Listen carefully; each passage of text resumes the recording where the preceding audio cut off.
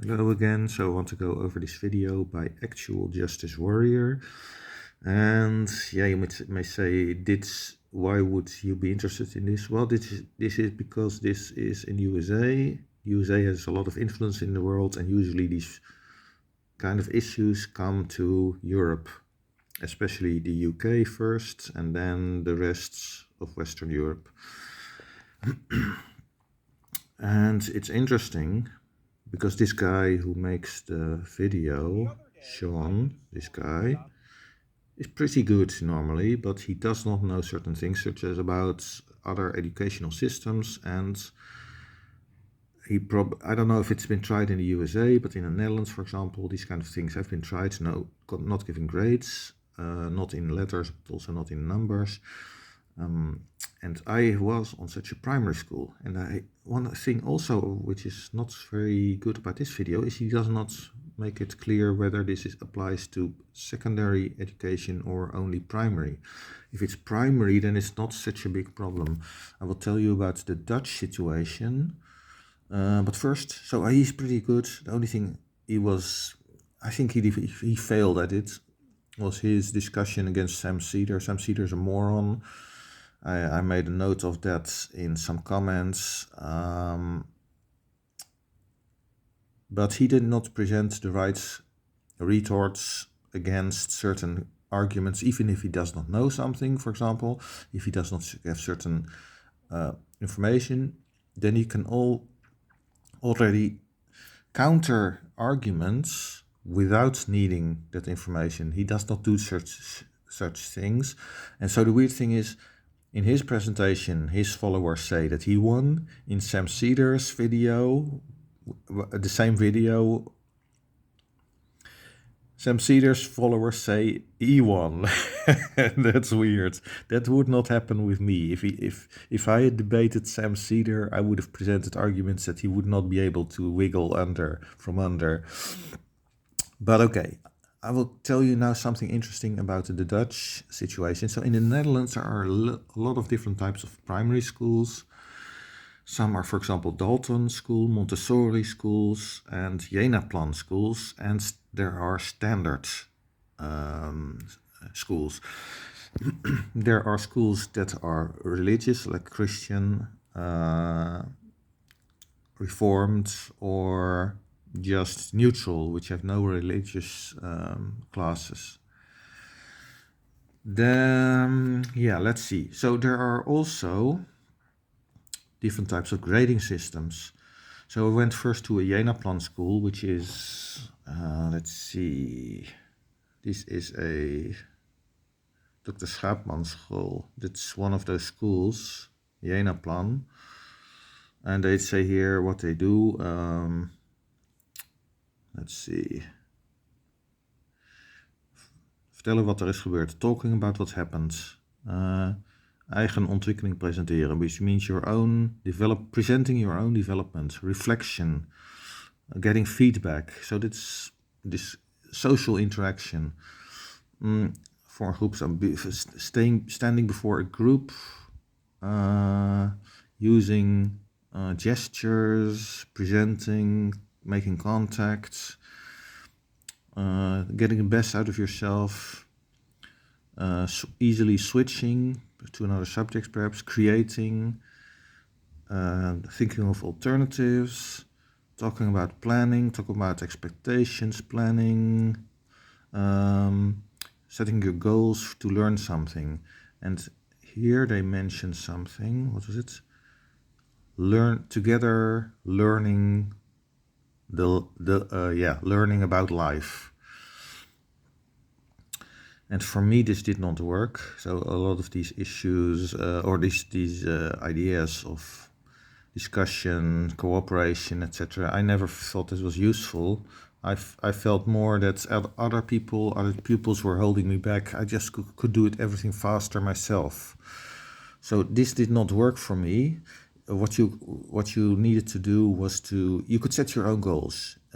Teachers rarely pushed you to do anything. And for me, it was like one giant vacation. It was weird. I'll go now to this video back. So after that school, I went to a standard school, but they did not have grades, normal grades. They had green, yellow, red. Yellow is, well, just about okay, but you need to do your best more. Green is good, red is bad. So they did not give grades for the purpose of not letting the lesser pupils feel inferior to the ones who got high grades. However, that doesn't work. Everyone knew who was the best. I will put this on a 138. I will go here. So these timestamps are for some text that I wanted to discuss. So everyone in that school knew who was the best. Because you know who is the best from answers they give in class, or that they are the ones people turn to for question, or pupils turn to for questions. If they can't access the teacher immediately. Of course, you also know it from the number of greens. So the pupils who have almost everything green, you know, oh, they're very good, and the others who have various reds or yellows, you think, those aren't, those are not the same. Those are not as good. So the object of the point of not giving grades did not work because everyone knew already. You know from someone how someone talks. You know how good he is in something. That he knows things. He always gets the green grades or something like that. Everyone knew who was the best in the class. And so that does not work. There's one other thing with this, although I think this is less bad than what happened in secondary school. In secondary school, for example, I had one thing happen, which was, it was religious class. There was a test, and I thought, okay, I've answered everything perfectly. I should have a 10. So we get grades from 1 to 10 or 0 to 10. And I only got an 8. I went to the teacher and I asked, why haven't got a 10? And he said, well, something like 10 is for God, 9 is for the teacher, so the highest you can get is an 8. I thought it was weird. For me, that took away the motivation to do efforts to learn stuff. And it's a pity, because in the religious classes there are a lot of life lessons. It's not about the belief in God. Religion is about life, understanding life. But okay, next to this, I will go over this video a bit. Consider grading aids to reduce bias in classrooms. That's of course bullshit. Measuring students' knowledge rather than behaviors, like missing assignments or turning in late work. Yeah, but that is necessary. If you haven't done an assignment, then you failed.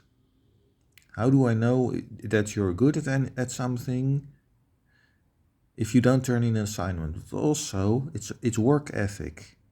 This is important for life, for after school. That's what someone noticed here as well. Where is it? Somewhere.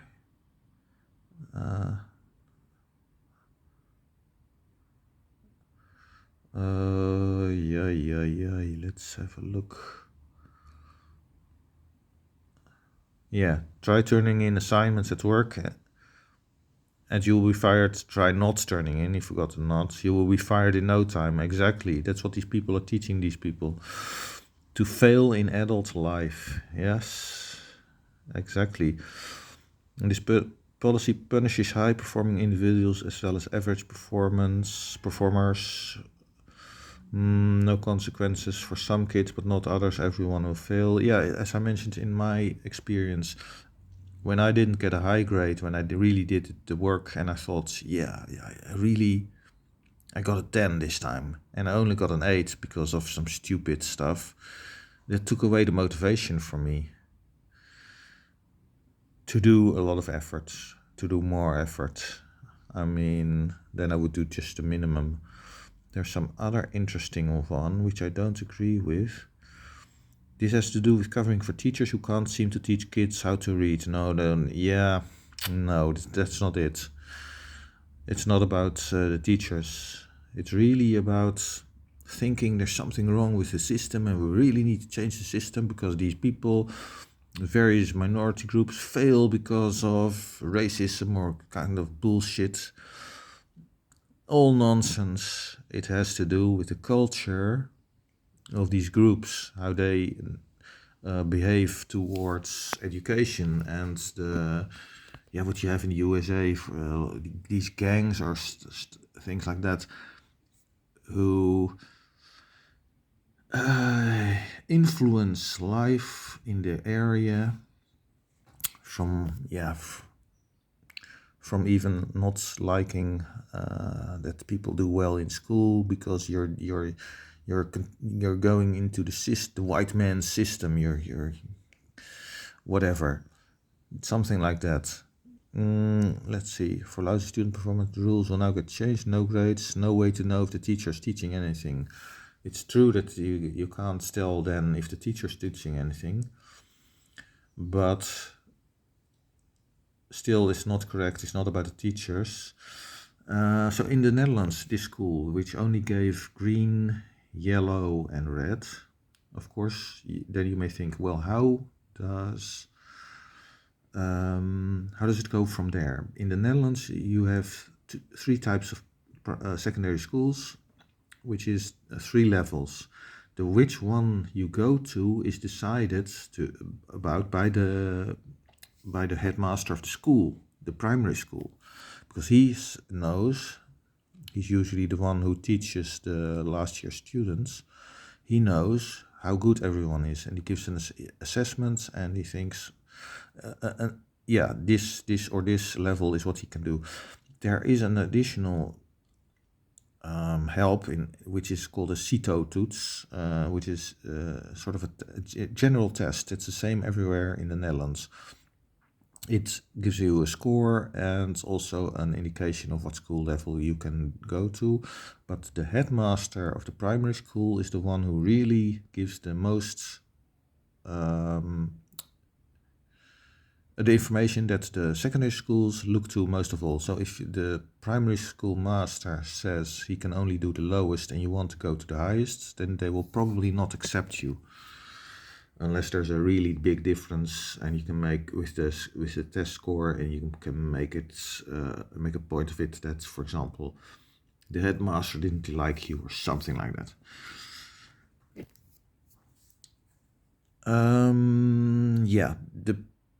The issue, so in the Netherlands, let's go to the next one. Netherlands versus 358. Changing targeting could reduce racial disparities in school discipline. Yeah, it'll make everyone perform poorly. That's exactly what he says. This actual social justice warrior. This is complete bullshit. Let's go to 445. Oh, wait back.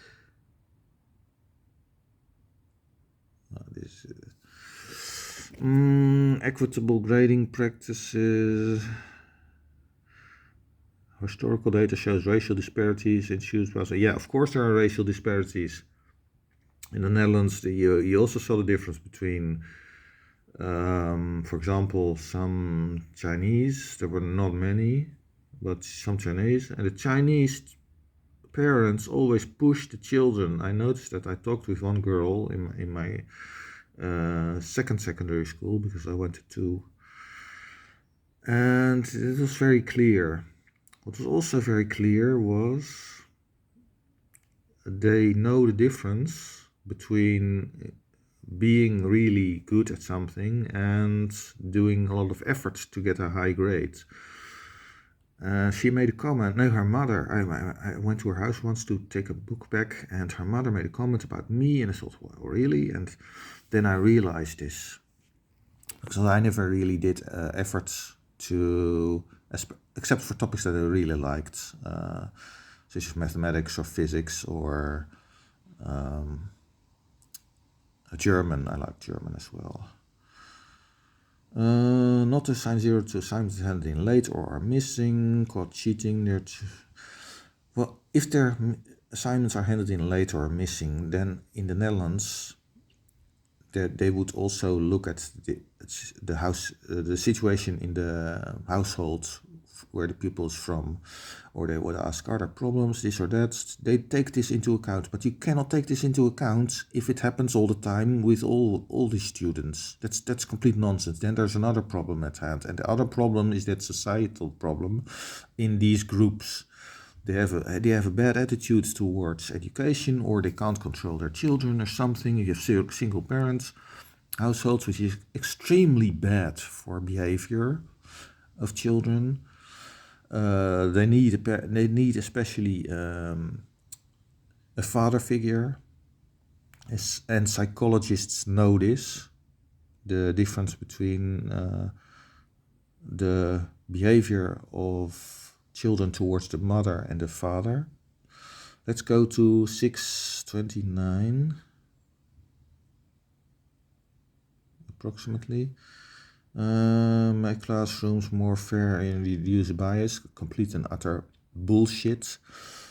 What it will give is one giant mess. But of course, if it is only about primary schools, then it does not really matter so much if the situation is handled properly, like in the Netherlands, because there everything went fine with this school that only gave out red, yellow, and green. You still know what you need to do, that you need to improve something, and the school reports also mention things like that. But school reports for the Jenaplan school that I went to also mention things like that. Yeah, he really should be doing more this or that. I have some of these old reports, and it's interesting to read back. Let's see, go to 6. Oh, wait, I forgot about this one. Oh, no, it's the following one, 909. Let's go there. Yeah, 640, this woman tells you something.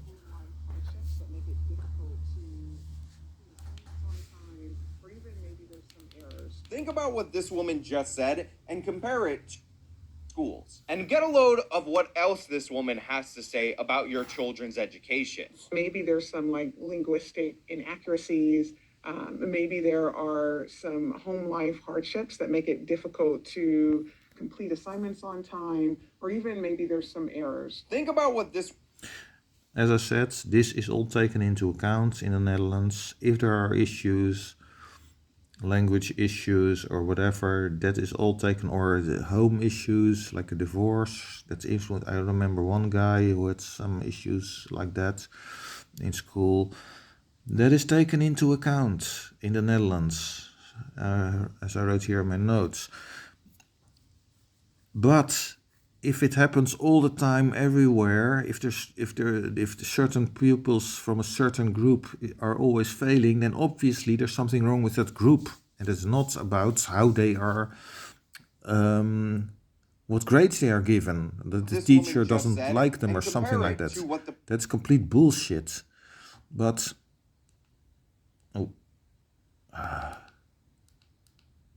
right. Let's go to 909. There's an interesting one. Here, whether or not the student does things on time is less important than what they do. Gail Tiemann, a professor of curriculum instruction at Portland State. Yeah, this guy's a moron. This guy, Sean, says exactly the same thing, and he's correct. Of course, a professor is a given title. It does not mean anything much. If you have a doctorate or something, that tells you a bit more, but in many areas such as sociology, psychology, it almost means nothing. These people are almost always incompetent, and this guy is also a nut. Of course it's important. Doing things on time is important.